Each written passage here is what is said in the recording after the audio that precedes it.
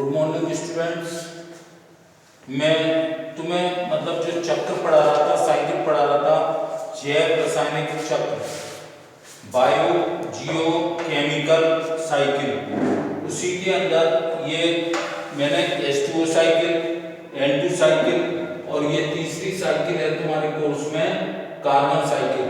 यानी साइकिल का ही मतलब चक्रण होता है घूमना, यानी घूम करके अपने स्थान पर आ जाता है। तो ये कार्बन वायुमंडल में किस प्रकार से साइकिल होती है, या कार्बन जो है वो हम इस वातावरण में आकर के कैसे घूमती हुई वापस उसी कंपाउंड में चली जाती है। तो कार्बन जो है मैं बता रहा हूं ये बहुत सी अवस्थाओं में पाया जाता है। There is found in many stages like age, यानी बहुत सी अवस्थाओं में पाया जाता है। कहना चाहिए कार्बन जो है पृथ्वी पर बहुत सी अवस्थाओं में पाया जाता है। जैसे मान लो पहली अवस्था है हीरा व ग्रेफाइट, यानी जो मेन इसका फॉर्म होती है वहां पर डायमंड और ग्रेफाइट, ये वैसे तो कार्बन के अपर रूप है, एलोमॉर्फ है। ये दो अवस्था डायमंड यानी हीरा और ग्रेफाइट के रूप में ये पाया जाता है। तो पहली अवस्था तो ये हो गई कि मतलब जो मैंने कहा ना कि कार्बन जो है पृथ्वी पर बहुत सी अवस्थाओं में पाया जाता है। There is founded the carbon in many stages. Number 1 है हीरा और ग्रेफाइट के मूल रूप में, यानी ये जो है पृथ्वी में निकलता है। तो इसका मतलब ये हुआ कि ये मूल रूप है हीरा और ग्रेफाइट। नंबर 2, अगर मिनरल्स की बात करें, मिनरल्स का मतलब खनिज, कोई भी खनिज जो है जमीन में से खान बना दो, खनिज कहां से निकलते हैं? खानों से, यानी मिनरल्स जो हैं वो कहां से प्राप्त होते हैं? माइंस से। तो ये खानों को खोद करके जब निकालते हैं तो वहां पर एक कार्बोनेट और एक बाइकार्बोनेट या हाइड्रोजन कार्बोनेट, इसको मतलब हम कह सकते हैं ये कार्बोनेट के रूप में भी पाया जाता है। कार्बोनेट और हाइड्रोजन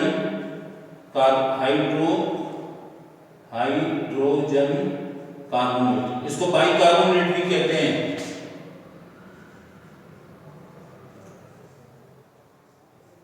बाइकार्बोनेट। अब ये ध्यान रखो, यहाँ पर मैंने ये पहले बताया, मतलब हमें ये यहाँ पर शो करना है, ये एक्सप्रेस करना है कि कार्बन पृथ्वी पर जो है कौन कौन सी अवस्थाओं में पाया जाता है। पहला बताया था in form of diamond and graphite, original form, ये इसकी ओरिजिनल फॉर्म है। दूसरा मैंने बताया था मिनरल्स, जो खनिज होते हैं हमारे, खनिज में क्या होते हैं? कुछ कार्बोनेट के खनिज होते हैं, जैसे कैल्शियम कार्बोनेट मिला या आयरन कार्बोनेट मिला, उसके रूप में भी होते हैं।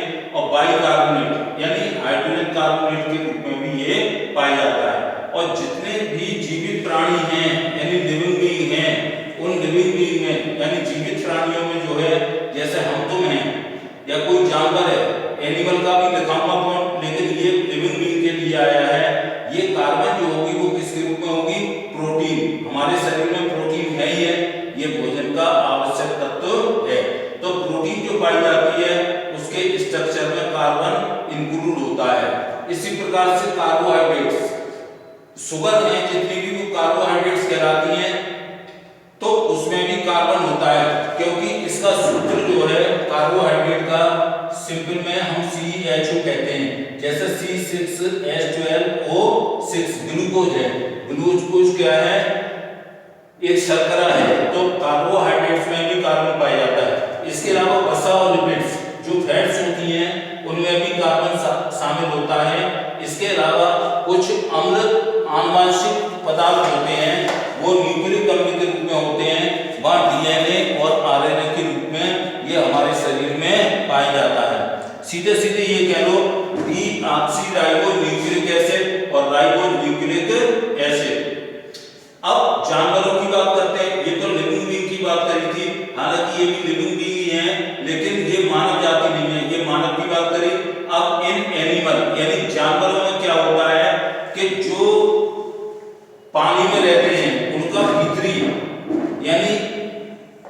एंडोस्केलेटन और बाहरी एक्सटर्नल स्केलेटन, यानी बाहरी कंकाल और भीतरी कंकाल जो होते हैं, जैसे शंख जिसे हम कहते हैं ना, समुद्र में मिलता है शंख। ये शंख जो होता है एक जानवर होता है, पायला या यूनियो, सीपी वगैरह जो होती हैं, शंख, ये क्या होता है, पायला। इसका एक्सटर्नल होता है, स्केलेटन कैसा होता है, एक्सटर्नल कवच होता है, यानी इसका बाह्य कंकाल जो होता है, अगर अंतः कंकाल जैसे यूनियो यानी कि सीपी, जहां मोती का निर्माण होता है, सीपी इसका भी कैसा होता है, बाह्य कंकाल होता है। तुम्हारे अंदर जो है वो अंतः कंकाल है, कौन सा है, एंडोस्केलेटन,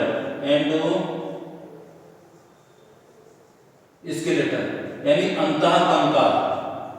ये हम तुम अपने अंदर भी दे सकते हैं, जानवर के भी अंदर दे सकते हैं, लेकिन ये जो कंकाल हैं ये समुद्र में रहने वाली जीव हैं, इसलिए इसे जानवर की श्रेणी में रखा है। तो वो कह रहा है उसमें दोनों प्रकार के जो कंकाल का निर्माण होता है वो कार्बोनेट और हाइड्रोजन कार्बोनेट से ही होता है।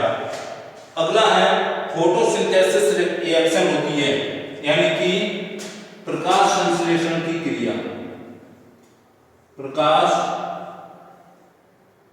संश्लेषण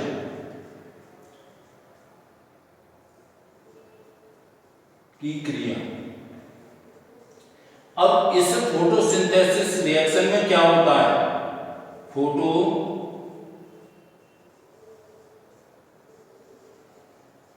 सिंथेसिस यानी प्रकाश संश्लेषण। तो पौधे का हरा भाग जैसे कि पत्तियां, वो दिन के समय सूर्य के प्रकाश की उपस्थिति में भोजन बनाती हैं। तो हमें ज्यादा डिटेल में नहीं लिखना है यहाँ, भोजन बनाने की क्रिया हरे पौधों के द्वारा, भोजन बनाने की क्रिया, भोजन बनाने की क्रिया क्या कहलाती है, प्रकाश संश्लेषण कहलाती है।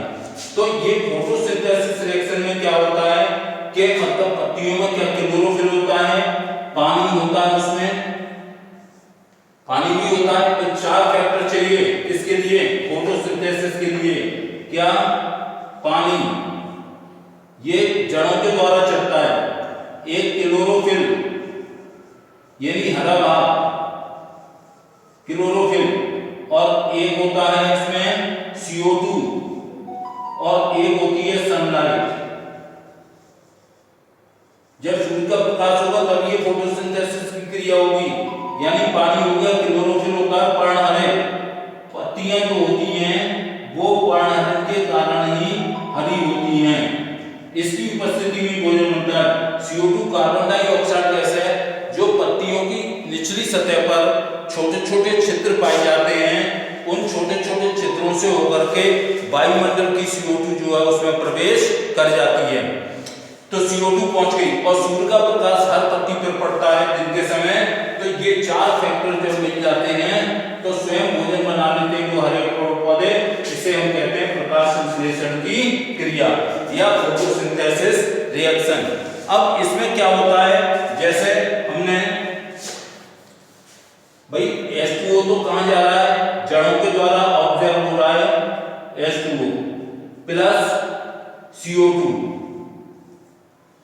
तो ये क्या बन जाएगा, ग्लूकोज बन जाएगा C6H12O6। तो ध्यान रखना यहां मतलब ये दोनों कार्बन डाइऑक्साइड और पानी मिलकर के भोजन का निर्माण करते हैं, और इस क्रिया में जो होती है वो ऑक्सीजन रिलीज होती है। अब ये ध्यान रखना, अगर ऑक्सीडेशन होगा बचे हुए भोजन का तो ऑक्सीजन वहां उपभोग में लाई जाएगी, यहाँ जो ऑक्सीजन निकलती है वो कहां पर आ जाती है, वायुमंडल में आ जाती है। अगर मान लो हम C6H12O6 प्लस O2 करें तो यहां ऑक्सीजन का उपयोग हो रहा है, O2 का उपयोग हो रहा है। ये O2 का जो उपयोग हो रहा है वो भोजन के ऑक्सीकरण में यानी ऑक्सीडेशन में, डाइजेस्टिव फूड का क्या होता है? ऑक्सीडेशन, यानी कि ऑक्सीकरण, ऑक्सीकरण। और इस ऑक्सीकरण की क्रिया में क्या निकलती है? मतलब ये क्या बनेगा? CO2 और H2O बनेगा। तो यहां पर ये CO2 जो है वो कहां चली जाएगी? वायुमंडल में, वायुमंडल में। ये तो ये प्रकाश संश्लेषण की क्रिया में जब पचित भोजन का ऑक्सीकरण होता है तो उस समय जो है वो CO2 जब निकलती है तो वो कहां प्रवेश कर जाती है? वायुमंडल में प्रवेश कर जाती है। अब इसके लिए मतलब 3 बातों का होना जरूरी है। 3 बातें कौन कौन सी हैं वो मैं बताने जा रहा हूं। मतलब जब भी जो है मतलब कोई भी जीवित प्राणी होगा वो मतलब क्या होगा, यानी जो दहन की क्रिया या जो कार्बन डाइऑक्साइड वायुमंडल में वापस चली जाती है तो दहन की क्रिया, किसकी क्रिया? दहन। दहन का मतलब कंबशन, दहन।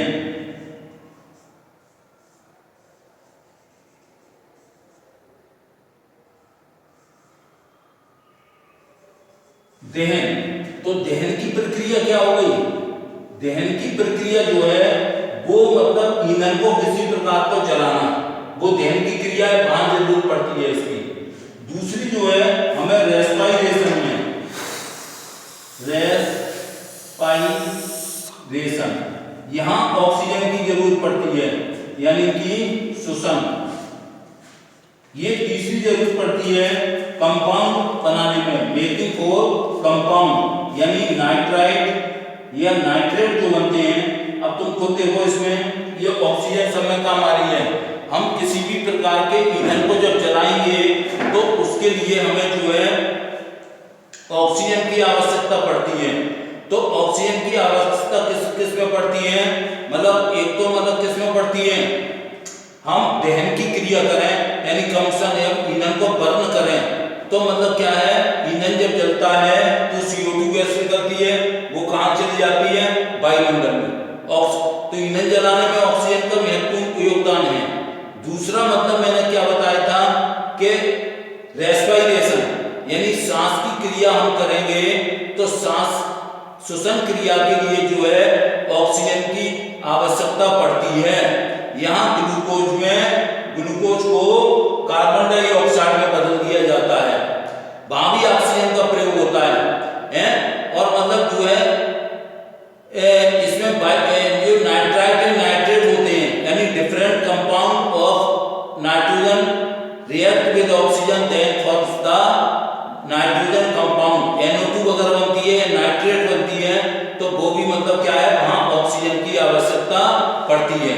तो इनको मतलब क्या होता है कि ये जैविक रूप से महत्वपूर्ण अणुओं के संश्लेषण के लिए ऊर्जा प्रदान करते हैं, यानी जीवित प्राणियों को ऊर्जा प्रदान करने की प्रक्रिया में किसका उपयोग होता है? ग्लूकोज का उपयोग होता है। ग्लूकोज में किसमें बदला जाता है? CO2 और H2O में, यानी कार्बन डाइऑक्साइड और H2O में। तो यहाँ ऑक्सीजन का ही प्रयोग होगा, और ये नहीं भी हो सकता है ऑक्सीजन का प्रयोग, क्यों? कुछ बैक्टीरिया ऐसे होते हैं जो विदाउट ऑक्सीजन दे डू रेस्पाइरेशन। अब कार्बन डाइऑक्साइड वायुमंडल में कहां चली जाएगी? वापस चली जाएगी। ऐसे कंबशन की क्रिया में खाना बनाते हैं, पानी गर्म करते हैं, या कोई भी ट्रांसपोर्टेशन के मीन्स हैं यानी यातायात के साधन हैं, और उद्योग धंधे जो इंडस्ट्री हैं वहां पर भी ये काम होता है। इसके द्वारा जो है CO2 जो है वायुमंडल में प्रवेश कर जाती है। अब एक बात इसमें विशेष ध्यान रखना, इसी प्रकार कार्बन की विभिन्न भौतिक एवं जीवित क्रियाओं के जैविक क्रियाओं के द्वारा पुनर्चक्रण यानी रीसाइकिल होता है। कार्बन डाइऑक्साइड कहां चली गई? एटमॉस्फेयर यानी कि वायुमंडल में है। अब वो CO2 से पौधों ने क्या बना लिया? भोजन। भोजन बनाने पे वो क्या निकली? ऑक्सीजन। ऑक्सीजन जब निकली वो हमारी श्वसन क्रिया में या ईंधन को जलाने में काम में आ जाती है। तो इस प्रकार से जो चक्र चलता है वो चक्र कहलाता है कार्बन चक्र। तो ये एक बात और ध्यान रखना, अगर हम जीवाश्मीय ईंधन जलाते हैं जीवाश्म ईंधन की पिछले भी लेक्चर में बात हो गई थी। मतलब जीवाश्म ईंधन जो है कोल है, पेट्रोलियम है, अगर ये जलाते हैं तो CO2 की मात्रा वायुमंडल में डबल हो जाएगी। क्या हो जाएगी? उनकी डबल हो जाएगी। लेकिन सीधी सीधी भाषा में अगर हम कह बात तो हम ये कह सकते हैं केवल कि मतलब जब हम श्वसन क्रिया करते हैं तो पेड़ पौधों के द्वारा छोड़ी गई ऑक्सीजन को हम प्राणवायु या श्वसन क्रिया के रूप में काम में लेते हैं और हम वो ऑक्सीजन को लेकर के हम CO2 रिलीज करते हैं। वो CO2 जो है पेड़ पौधों के अंदर जाकर के यानी पत्ती की निचली सतह पर छोटे छोटे छिद्र पाए जाते हैं जिन्हें स्टोमेटा या रंध्र कहते हैं। वो स्टोमेटा के द्वारा CO2 अंदर चली जाती है, पौधे भोजन बना लेते हैं और वो ऑक्सीजन को रिलीज करते हैं। वो ऑक्सीजन फिर से किस में आ जाती है? वायुमंडल में। तो इस प्रकार हम देख सकते हैं 22 वर्षा करके कि वैसे तो ये चार्ट बना हुआ है। ये CO2 कहां पर है? एटमॉस्फेयर पे। ये कहां से मिलती है? ये वो है जैवाश्म ईंधन। अगर कोई जीवाश्म ईंधन पूछे तो कोल भी ले सकते हो और पेट्रोलियम भी ले सकते हो। तो दो नाम पूछ लेता है कभी कभी, दो जीवाश्म ईंधन के नाम लिखो। जीवाश्म ईंधन, इनके जलने पर क्या होती है? CO2 मुक्त होती है। वो कहां जाती है? वायुमंडल में। तो सीधा तुम्हें ये चक्र बताना है, साइकिल बतानी है कि हम अपनी प्राणवायु यानी जीवन को जीने के लिए ऑक्सीजन गैस श्वसन क्रिया में लेते हैं और कार्बन डाइऑक्साइड गैस छोड़ते हैं। अब वो CO2 जो है पेड़ पौधों के द्वारा पत्तियों की निचली सतह पर रंध्र पाए जाते हैं, उनके द्वारा अंदर प्रवेश कर जाती है और ये भोजन निर्माण हो जाता है। भोजन के निर्माण में ये कौन सी गैस मुक्त होती है? ऑक्सीजन गैस मुक्त होती है और उस ऑक्सीजन गैस को हम फिर से अपनी श्वसन क्रिया में काम में लेते हैं। तो इस प्रकार कार्बन की जो है विभिन्न भौतिक और जैविक क्रियाओं द्वारा कार्बन का पुनर्चक्रण होता रहता है। यानी हमारे शरीर में अगर कार्बन प्रवेश भी कर जाता है तो वो मतलब क्या बनाएंगे? प्रोटीन का निर्माण भी कर सकते हैं, लिपिड्स का निर्माण कर सकते हैं, वसा का निर्माण कर सकते हैं और न्यूक्लिक अम्ल यानी DNA और RNA का निर्माण भी कार्बन के संयोग से होता है। अब आता है green house effect. Green house effect क्या है? तो इसको पहले मैंने वैसे तो लिख दिया ऊपर, heat is trapped bye glass. Heat किसके द्वारा ट्रैप कर ली जाती है? कांच के घर के द्वारा यानी गिलास के द्वारा। जैसे हमने ये कांच का कोई घर बनाया और हीट सूर्य की जो भी ऊष्मा है वो ऊष्मा जो है वो ट्रैप यानी पकड़ ली जाती है। ये कांच लगा हुआ है, यहाँ पर ये कांच है, ये कांच है और ये कांच है। यहां से ये सनलाइट आई तो सनलाइट आई तो हीट किसके अंदर गई? उस कांच के द्वारा। वही लिखा हुआ है heat is trapped bye glass यानी ऊष्मा को गिलास के द्वारा कैच कर लिया जाता है। और जबकि क्या होता है? टेम्परेचर इनसाइड गिलास। और ये तापक्रम जो है, तापक्रम किसके अंदर? इनसाइड द गिलास यानी गिलास कांच के लिए आया है तो इस कांच के अंदर जो टेम्परेचर जो है वो बहुत ही ज्यादा होगा। किसकी अपेक्षा? हमारे उस कांच के घर के चारों ओर के तापक्रम से ज्यादा होगा। ये फिनोमेना जो है या ये घटक जो है was used to create enclosure। मतलब एनक्लोजर का मतलब होता है पिंजरा, लेकिन ये कांच का ही घर बन गया तो ये भी पिंजरा हो गया। तो इस फिनोमेना में क्या होता है? बहुत सी ऊर्जा मुक्त होती है, वो उस पिंजरे के द्वारा अंदर आ जाती है। तो ये कहां पर काम में ली जाती है? ये ट्रॉपिकल प्लांट्स होते हैं कुछ। उन ट्रॉपिकल प्लांट्स में मतलब ये जो है उनको गर्म रखने के लिए कौन से सीजन में? सर्दियों के दिनों में जब वातावरण हमारा ठंडा होता है तो उस समय मतलब जो है उस ऊर्जा को उस कांच के घर के द्वारा ग्रहण कर लिया जाता है। Such enclosure are called greenhouse. तो इस प्रकार का पिंजरा जो है वो मतलब हमारा ग्रीन हाउस कहलाता है। जैसे मतलब ये करें कि मतलब शीशे के द्वारा हीट को मतलब रोकने के लिए, कारण शीशे के अंदर का तापमान बाहर के तापमान से, यानी हमारे चारों ओर जो शीशे के घर के चारों ओर जो तापमान है उससे बहुत अधिक हो जाता है। तो ठंडे मौसम में क्या होता है, ट्रॉपिकल रीजन यानी उष्णकटिबंधीय पौधों को गर्म रखने के लिए इस आवरण बनाने की क्रिया में इस अवधारणा का उपयोग किया गया है। इसी प्रकार के आवरण को हम क्या कहते हैं, ग्रीन हाउस कहते हैं। अब इसका प्रभाव क्या पड़ता है ग्रीन हाउस का, तो तुम्हें शुरू में मैंने ये बताई थी कि हमारे वायुमंडल को एक कंबल की तरह लपेटे हुए आवरण होता है जिसे हम वायुमंडल कहते हैं। अब वायुमंडल की क्रियाओं में भी ग्रीन हाउस का प्रभाव देखने को मिलता है। कैसे, जैसे कुछ गैसें ऐसी होती हैं जो पृथ्वी से ऊष्मा को पृथ्वी के वायुमंडल से बाहर जाने से रोकती हैं। कुछ गैसें ऐसी होती हैं जो हमारा वायुमंडल का आवरण है, तो उसके आवरण जो है कुछ गैसों को यानी पृथ्वी की ऊष्मा को पृथ्वी के वायुमंडल से बाहर जाने में रोकती है। तो वायुमंडल में जो मौजूद है इस प्रकार की गैसों में वृद्धि हो जाती है तो औसत तापमान यानी एवरेज टेम्परेचर भी बढ़ जाता है। इसी प्रकार के प्रभाव को ग्रीन हाउस प्रभाव या ग्रीन हाउस इफेक्ट कहते हैं। मतलब क्या हुआ कि जो हमारा वातावरण है उस भाई ये मान लो पृथ्वी है तुम्हारी, ये तुम्हारा वातावरण है, यहाँ विभिन्न प्रकार की गैसेस हैं। ये गैसेस, ये पृथ्वी का आवरण वायुमंडल जो है इन गैसों को बाहर जाने से रोकता है, तो वो गैसें यही वायुमंडल के अंदर रहती हैं और विभिन्न प्रकार CO2 की मात्रा बढ़ जाती है। तो वहाँ प्रभाव जो पड़ता है वही प्रभाव जो है ग्रीन हाउस इफेक्ट या हरित गृह प्रभाव। इसको अगर इस नाम से क्वेश्चन आ जाए हरित गृह प्रभाव, तो भी तुम्हारा यही आंसर होगा कि पृथ्वी के वायुमंडल होने के कारण विभिन्न प्रकार की गैसें जो हैं वो रुक जाती हैं और मतलब जो है उनकी गैसों की मात्रा बढ़ जाती है। तो इस प्रकार के प्रभाव को हम क्या कहते हैं, ग्रीन हाउस इफेक्ट। तो CO2 भी जो है एक ग्रीन हाउस गैस है। देखो ध्यान रखना, कभी कभी जो है पेपर में ये पूछ लेते हैं right 2 names of the green house gases, 2 green house गैसों के नाम लिखो। तो एक तो CO2 का तो ध्यान रखना ही रखना, CO2 जो है ग्रीन हाउस है और मीथेन आती है एक दूसरी।